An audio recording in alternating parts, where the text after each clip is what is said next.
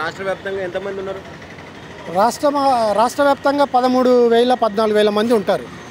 14,000 మంది ఇప్పటి వరకు రిటైర్డ్ అయ్యారు. దాదాపు సార్ చెప్పినట్లు ఒక 1000 మంది అట్లా వచ్చినాయి రకరకాల పైరోలతోని, రకరకాల రికమెండేషన్స్తో. కానీ రిమైనింగ్ 13,000 మందికి రావాల్సి ఉంది. దాదాపు ఒక 6-7 వేల కోట్లు అయితే ఇవి అంతా కూడా పరిష్కారం అవుతుంది. గవర్నమెంట్ చెప్పేది కూడా తప్పుడు లెక్కలు చెప్తుంది, 14,000 20,000 కోట్లు అని. అదేమి కాదు, తప్పుడు లెక్కలు చెప్తుంది. ఏరికోరి చేసుకున్న మొగడాట ఎగిరెగిరి తన్నినట్టున్నది మన రేవంత్ రెడ్డి గారి పరిపాలన. మేము ఎంప్లాయీస్ అంతా కూడా సహకరిస్తేనే వారు గవర్నమెంట్ ఫామ్ చేయడం జరిగింది ఆనాడు. ఎందుకంటే వారికి వచ్చిన మెజార్టీ కూడా ఏదో బ్రహ్మాండమైంది కాదు, 1.8%. మరి తుంటెత్తేసి ముద్దెత్తుకున్నట్లుంది రేవంత్ రెడ్డి గారి పరిపాలన. మరి మంత్రివర్గం ఏం చేస్తుంది, ముఖ్యమంత్రి ఏం చేస్తున్నాడు? ఇంతమంది 60 ఏళ్లలో మేము ప్రశాంతంగా గడపవలసినటువంటి వయసులో రోడ్లెక్కి ధర్నాలు చేసి హాస్పిటల్లో చనిపోతుంటే, మరి హాస్పిటలైజ్ అవుతుంటే మరి ప్రభుత్వం మొద్దు నిద్రపోతుంది ఒక మాటలో చెప్పాలంటే. మరి ఆనాడు రేవంత్ రెడ్డి గారు మరి రాష్ట్రం అప్పులలో ఉందని కూడా తెలుసు. మరి వారి మేనిఫెస్టోలో ఏం పెట్టారో ఒకసారి చూసుకోమనండి. 6 నెలల్లో పిఆర్సీ ఇస్తామన్నాడు, 6 నెలల్లో డిఏఎల్ ఇస్తామన్నాడు, 6 నెలల్లో పెన్షనరీ బెనిఫిట్స్ ఇస్తానన్నాడు, 6 నెలల్లో సిపిఎస్ రద్దు చేసి ఓపీఎస్ చేస్తానన్నాడు. మరి ఇవన్నీ ఎక్కడ పోయినాయి ఈ వాగ్దానాలు? ఎందుకు అలాంటి వాగ్దానాలు? అంటే వారి యొక్క రాజకీయ లబ్ధి కోసం మాత్రమే వారు ఇలాంటి వాగ్దానాలు చేయడం జరిగింది. కనుక ముఖ్యమంత్రి గారు ఇప్పటికైనా పునరాలోచన చేసి మరి ఎంప్లాయీస్, రిటైర్మెంట్ ఎంప్లాయీస్ ఎవరైతే పెద్దవాళ్ళు ఉంటారో వాళ్ళు ఇబ్బంది పడితే రాష్ట్రానికి కూడా మంచిది కాదు. వారి శాపనార్థాలు, వారి యొక్క తిట్లు వారి కుటుంబానికి కూడా మంచిది కాదు. వారి మంత్రివర్గము తక్షణమే ఆలోచన చేసి మరి వారికి రావాల్సినటువంటి బెనిఫిట్స్ ఇచ్చినట్లయితే వారు రిమైనింగ్ కాలాన్ని ప్రశాంతంగా గడుపుతారు. మరి దాంట్లో ముఖ్యమంత్రి ఏదైతే మేనిఫెస్టోలో వాగ్దానం చేసిండో అది నిలబెట్టుకోవాల్సినటువంటి అవసరం ఉంది. ఆనాడు ముఖ్యమంత్రి రామారావు గొప్ప ముఖ్యమంత్రి, వారు కూడా ఎంప్లాయీస్తో పెట్టుకొని పతనమయ్యారు.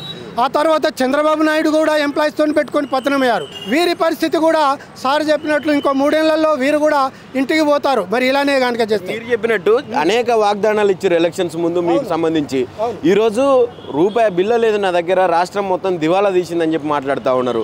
అప్పులు ఇచ్చే పరిస్థితిలో కూడా ఎవరు లేరు అని చెప్తా ఉన్నారు. అంటే ఏం చెప్తా ఉన్నారు? ఫైనల్గా మీ విషయానికి వచ్చేసరికి మీకు పైసలు లేవు అని చెప్తా ఉన్నాడు డైరెక్ట్గా.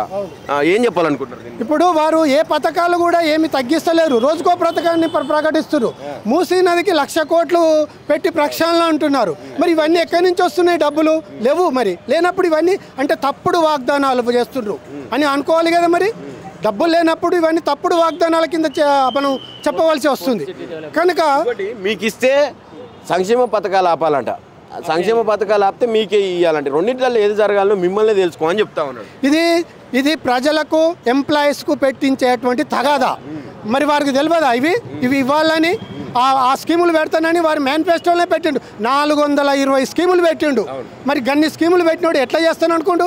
ఎంప్లాయీస్ డబ్బు, వాళ్ళు దాచుకున్న డబ్బును అటు డైవర్ట్ చేస్తానని ఆ రోజు చెప్పి ఉండాలి కదా. మరి నేను మీకు డబ్బు ఇవ్వను, ఈ డబ్బును అటు డైవర్ట్ చేసి పెడతాను అని అనలేదు ఆ రోజు. మరి ఆ రోజు అనకుండా ఇవాళ ఎట్లా అంటాడు? అంటే తప్పుడు మాటలు మాట్లాడుతుండు. అది కరెక్ట్ పద్ధతి కాదు. రాష్ట్రానికి ముఖ్యమంత్రి అంటే ప్రథమ పౌరుడు, బాధ్యతగా ఉండాలి, ఒక బాధ్యతగా మాట్లాడాలి. అలా మాట్లాడుతున్నట్లు మనకు కనిపిస్తలేదు. మరి ఒక బ్రోకర్ మాదిరిగానో ఏదో ఒక రోజు వచ్చిపోయే వాళ్ళ లెక్క ఉండొద్దు కదా. ఇప్పటికి 2 ఏళ్ళు అయింది, రేపు 7వ తారీఖు వస్తే. మరి 2 ఏళ్లలో వారి ఎంప్లాయీస్కి ఏమి ఇచ్చారు? ఏమీ లేదు. 2 ఏళ్ళు దాటుతా ఉన్నది, ఇంకా కూడా పైసలు లేవు, నన్ను కోసుకొని తిన్నా కూడా రూపాయి వెళ్ళదు, ఏం చేస్తారు అంటుండో మిమ్మల్ని. కోసుకొని తినడం అనేది మేము మనుషులం, ఆయన మనిషి కాదు. అవునో కాదో ఆయన తెలుసుకోవాలి. మేము మనుషులం, మేము ఒక విజ్ఞత గల వాళ్ళం. మేము ఇప్పటికీ 2 ఏళ్ల నుంచి విజ్ఞత పాటిస్తున్నాం. ఆయనకు ఆ విజ్ఞత వదిలేస్తున్నాం. ఆయన కోసుకొని తినమని ముందు అనేది ఉండే, 2 ఏళ్ల కంటే ముందు అని ఉంటే మరి కోసుకొని తింటురా, వండుకొని తింటురా, పులుసు పెట్టుకొని తింటురా అప్పుడు తెలుసు. మరి అలా అనడం ఎలక్షన్ కంటే ముందు.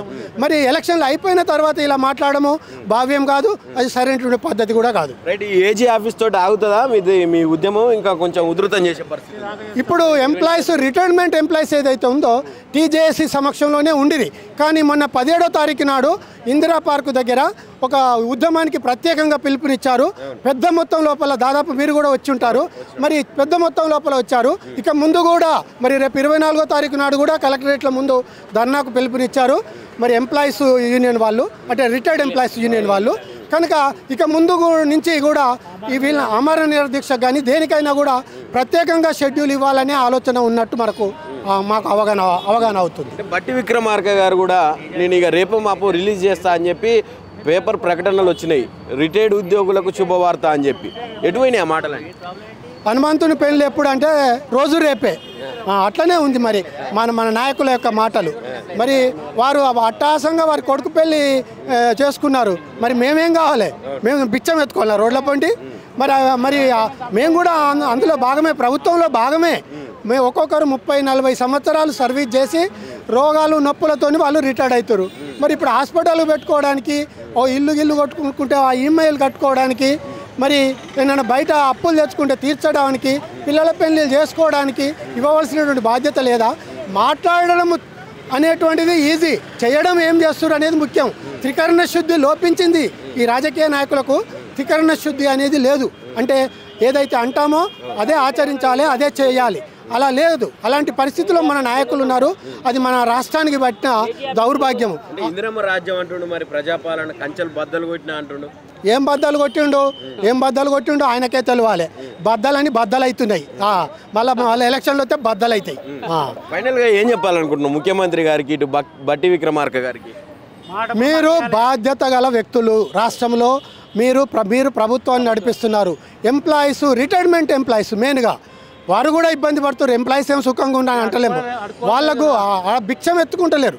వాళ్ళకు ఒకటే మా యొక్క విన్నపం, రిక్వెస్ట్ అనుకోండి, ఇంకా ఏదైనా అనుకోండి, కానీ మాకు రావాల్సినటువంటి బెనిఫిట్స్ అందరికీ నెలకు 3,000 కోట్లు, 5,000 కోట్లు, 7,000 కోట్లు కాదు, ఎట్ ఏ టైం పేమెంట్ చేయాలి. ఇది మన చాక్లెట్లకు, బిస్కెట్లకు 1 లక్ష, 2 లక్షలు ఇచ్చేది, ఆయనకు వచ్చేదే 35 లక్షలు. ఆ 35 లక్షలు ఇవ్వడానికి ఏం పెద్ద అంత దేశమంతా మునిగిపోతుందా? అదేం లేదు, ఒకేసారి ఇవ్వాలి. ప్రభుత్వం అన్న మాట నిలబెట్టుకోవాలి, లేకపోతే మాట తప్పినట్లుగా భావించబడుతుంది. దాని ఫలితాలు కూడా కొంచెం లేటు కావచ్చు. రిటైర్డ్ ఉద్యోగుల నుంచి ఒక హెచ్చరిక అనుకోవచ్చు. హెచ్చరిక తప్పకుండా, తప్పరు. రిక్వెస్ట్ ఏం లేదు, రిక్వెస్ట్ చేసిన రోజులు అన్నీ పోయినాయి. 2 ఏళ్ల నుంచి చేస్తూనే ఉన్నారు. ఇంకా ఎన్ని రోజులు రిక్వెస్ట్ చేయాలి? అంటే 5 ఏళ్ల దాకా రిక్వెస్ట్ చేయాలా? మరి వాళ్ళు పోయిన దాకా రిక్వెస్ట్ చేస్తే ఇంకా మరి వాళ్ళు ఎప్పుడు మా ఈ డిమాండ్స్ చేసేది? కనుక తక్షణమే ఆలోచన చేసి మరి వాళ్ళు మేనిఫెస్టోలో ఏం పెట్టారు, ఏం చేస్తున్నారు, ఎన్ని తీర్చారు, ఏం తీర్చుతున్నారు, ఏం తీర్చగలరు, మరి తక్షణమే వీళ్ళందరి డబ్బులు ఇవ్వాలని నేను డిమాండ్ చేస్తున్నాను గవర్నమెంట్. అన్న మీరెక్కడి నుంచి? వరంగల్ జిల్లా అండి. వరంగల్ జిల్లా. జనగామ ఏంది పరిస్థితి మరి? ఏం లేదు సార్, నేను 36 ఏళ్ళు సర్వీస్ చేసాను సార్. నేను సర్వీస్ చేసిన ఇంతవరకు 1 NP లేదు. 65 లక్షల దాకా రావాలి నాకు. 6 months బ్యాక్ 2 కాళ్ళు ఆపరేషన్ అయినాయి. 6 లక్షలు 7 లక్షల దాకా అయినాయి. అప్పులు చేసిన అవుతుంది. పిల్లలకు పెళ్ళిళ్ళకు మ్యారేజ్ వాటికి ఇబ్బంది అవుతుంది, చాలా ఇబ్బంది అవుతుంది సార్. మా పైసలు మేము అడుగుతుంటే ఏదో బిచ్చం అడుకున్నట్టు చేస్తున్నారు మొత్తం శ్రీమంత్రి గారు. తప్పకుండా మేము ఏదో చేస్తాం అనుకుంటున్నారు, మేము చేసేది తర్వాత తెలుస్తుంది వాళ్ళకు. ఎందుకంటే దాదాపుగా ఎన్టీ రామారావు తెలుసు, తర్వాత మొన్నటి కేసీఆర్ కూడా తెలుసు. కాబట్టి ఇటువంటి పరిస్థితి రాకుండా చూసుకొని మేము కూడా ఇప్పటికి కూడా మేము తెచ్చుకున్న గవర్నమెంట్ అనుకొని మేము కాముగా ఉంటున్నాం కాబట్టి అర్థం చేసుకొని మా పైసలు మా హక్కు, మేమైతే బిచ్చం పడుకోవడం లేదు, ఖచ్చితంగా ఇస్తారని కోరుకుంటూ సెలవు. అంటే వీళ్ళు రిటైర్డ్ ఎంప్లాయీస్ ఇప్పుడు సర్వీస్లో లేరు అనేదన్న చిన్న చూపు అనుకోవచ్చా? చిన్న చూపు అన్నట్టే, చిన్న చూపు. వీళ్ళు ఏం చేస్తారు లే అన్నట్టున్నది. వీళ్ళు ఏం చేస్తారు, మాకు ఏం అవసరం లేదు, వీళ్ళు మూలకు పడుకుంటారు వాళ్ళు అనుకుంటారు. కానీ అట్లేం లేదు, మూలకు పడుకున్న ముసలాంతా కూడా అవసరం పడతాయి ఎప్పుడైనా కానీ. తర్వాత ఇబ్బంది పడతారు వాళ్ళు. ఎందుకంటే మా గోస బయట మా పక్క పోతుంటే అసలు మాకు తిండికి ఇక్కడ అక్కడ నడుచుకుని వస్తున్నాను డబ్బులు లేక. అంటే అట్లా ఉద్దేశం కాదు, టైంకి ఉండకపోవచ్చు, లేదు కదా. వాళ్ళకు మా కోసం మొత్తం ఖచ్చితంగా దక్కుతుందండి, ఇది తప్పదు. మీకు ఎలక్షన్స్ ముందర ఇచ్చినటువంటి వాగ్దానాలు ఏదైతే 6 నెలల లోపలనే మీకు ఉన్నటువంటి పెండింగ్లో ఉన్నటువంటి బెనిఫిట్స్ కావచ్చు, ఆ బకాయిలు కావచ్చు, అన్నీ కూడా 6 నెలల్లో క్లియర్ చేస్తా అని చెప్పిండు. ఇప్పుడు 2 సంవత్సరాలు దాటుతూ ఉన్నది, ఎందుకు చలనం లేదు? చీమగుట్టినట్టు కూడా ప్రభుత్వం అదే మాకు. ఎందుకంటే ఇప్పుడు గవర్నమెంట్ ఏం చేస్తుందంటే విడదీస్తున్నారు అందరినీ, జేఏసీని అదని చెప్పి చేస్తున్నారు. ఎవరు మేము పట్టించుకోవడం లేదు. తర్వాత మా పని మేము చూస్తాం సార్. దాదాపుగా మా ఇంటి దగ్గర మాకు పని లేదు, ఇంటికాడ మాకు ఇబ్బందులు అవుతున్నాయి, ఇన్నే కూర్చుంటాం సార్ మేము. ఈయనే సెక్రటరీ దగ్గర కూర్చుంటామా లేకపోతే ఎక్కడ కూర్చున్నది మేము తర్వాత మా పెద్దలు నిర్వహిస్తారు. ఆమరణ నిరాహార దీక్ష చేస్తాం సార్. తెలంగాణ ఎట్లయితే వచ్చిందో ఆ విధంగా పోరాటం చేస్తాం. నిరాహార దీక్షకు సిద్ధమై ఖచ్చితంగా చేస్తాం మేము. మాకేం పని లేదు, ఇలా కూర్చుంటాం మేము. మా గోస విషయాన్ని తర్వాత వస్తాయి. మా పైసలు మా ఎటుపోవు, మాకు తప్పకుండా వస్తాయి మాకు. ఇది అయిపోయిన తర్వాత కార్యాచరణ ఉండబోతుంది. వస్తాయి డిసెంబర్ జనవరిలో ఖచ్చితంగా అవుతుంది సార్, ఖచ్చితంగా అవుతుంది. అది గ్యారంటీ. అది తర్వాత ఒక్కొక్క ఎమ్మెల్యేను మంత్రులను అందరినీ గౌరవ చేస్తాము. తర్వాత ఏమవుతుందో తర్వాత ఇక వాళ్ళ ఇష్టం. ఇక సార్ ఏం పేరు? పరిపూర్ణాచారి. ఏంటి పరిస్థితి? ఒక పక్క పైసలు లేవు అంటా ఉన్నాడు రేవంత్ రెడ్డి గారు. నాకు కూడా ఇప్పుడు నేను 2024 మార్చి 31కి రిటైర్డ్ అయినాను. నా 3 నెలల తర్వాత నా మోకాళ్ళకు సర్జరీ కావాలంటే 3 లక్షల ఆపరేషన్ చేయించుకున్నాను. నేను మా బిడ్డ కూడా అల్లుడు కూడా చనిపోయాడు. వాళ్ళ పిల్లల్ని కూడా నేనే చూసుకుంటున్నాను. నేను బ్యాంకులో లోన్ తీసుకున్నాను, ఎస్బీఐ బ్యాంకులో లోన్ తీసుకున్నాను. తీసుకుంటే ఈఎంఐ కట్టకపోతే 20 రోజులు లాక్ చేసి సీల్ చేసిపోయినరు. మేము బయట ఉండనేది. ఆ డబ్బులు కట్టిన తర్వాత లాక్ తీసిండ్రు.